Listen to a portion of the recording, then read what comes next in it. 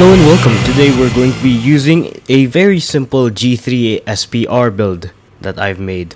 Not really an SPR as much as a battle rifle, but who cares? Nothing ever changes. Alright, with our G3 we'll remove the rear sight assembly and change our pistol grip to the wooden. We'll have the palm rest on there. For our stock we'll use the SPR G3 R410 and we'll put that all the way in. And for our barrel, we'll use the 457mm and we're not gonna change this.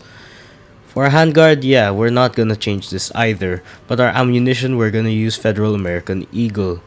You could also use M80, but it's honestly up to you. Then for our mount, we'll use the custom add-on HK upper receiver, and on that, we'll use a Burris ARP EPR. Move it around here. And then on this back Picatinny rail, we'll put on an RM33. On that, you can use an RMR, or you could use an SRO. In this case, I'll use an RMR. And I'd say that's about it. I'll be using M80 for this case.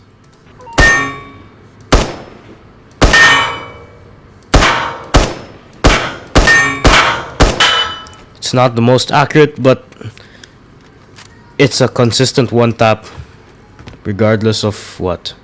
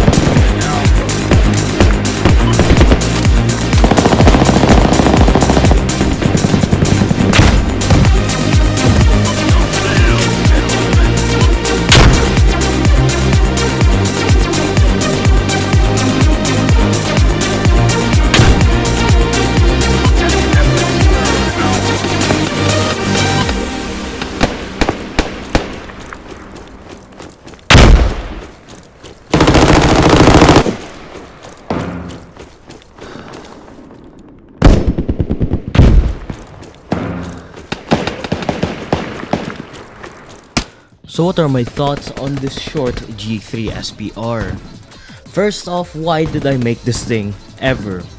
The answer is because I wanted an SPR that had the one-shot capability of the SCAR-H, but without all the debilitating disadvantages that the SCAR-H now has because of 0.23. I am still butthurt after some of the changes they've made to the SCAR-H and the M4. So I wanted to switch to another weapon and keep the one-shot capability relatively. For that, I could have used the R700, but the problem with the R700 is that it's a bolt action, and sometimes I don't really feel like playing a bolt action rifle, even though the fire rate is still pretty fast compared to something like the Mosin. By that I mean effective fire rate, because the Mosin, if you shoot right after you cycle the bolt, you're not gonna hit anything because of how atrocious the ergo is. I'm still reeling from the time I tried to record a Mosin video and ended up missing literally every single shot because I panicked and tried shooting after the bolt was cycled. That being said, on the other hand, I did not want to deal with the extreme weight of the G3 that goes up to 4.7 kilos for a relatively bare bones build and very low ergo. I think it was 26. Originally this was supposed to be using the MSG 90 barrel with a suppressor on it, but I ditched that for the 457mm because it just had better ergo, and also over longer ranges performance was not really affected. Even after using the largest ammo, the highest velocity ammo, which is Fed American Eagle, I was not able to hit targets on the longer ranges in Nuristan, mostly because the bullet drop barely changed. I actually had a recording of this with the MSG 90 barrel, but it really did not work and I was not satisfied with its results, so I went back to the good old 457mm. And it works. This is pretty much almost a stock G3. You just change the barrel and change the stock and then put an optic stack on it. The optic stack is actually pretty helpful. I would actually remove the RMR in this case because the 1x on the LPVO will serve you just fine. If you're good enough, you don't even need to scope in at closer ranges like what I did sometimes here. I was busy doing hipfire with some of the kills that I got on this map.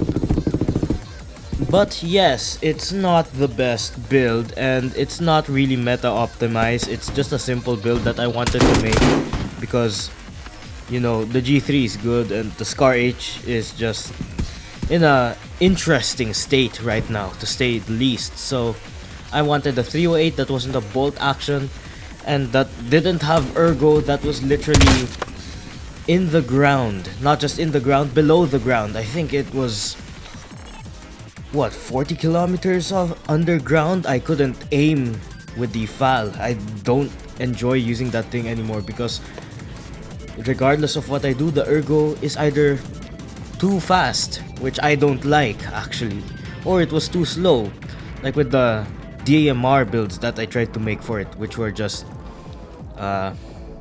interesting. But yeah, anyways, thank you for watching. I hope you enjoyed and I hope you have a good one.